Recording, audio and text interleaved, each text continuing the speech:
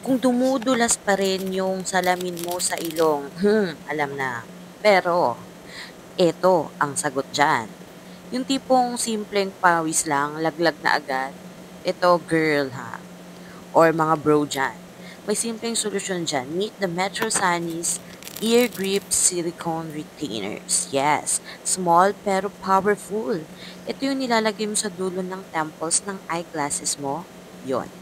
Yung part na nakapatong sa tenga yun. Yan, 'di ba? Kagaya ng ginawa ko. Silicone siya kaya sobrang lambot, hindi makati at hindi nakakairita kahit buong araw mong suot.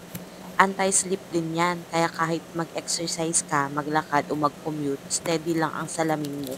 I-try mo para masabi mo din talaga itong nafe-feel ko pag gamit ko to.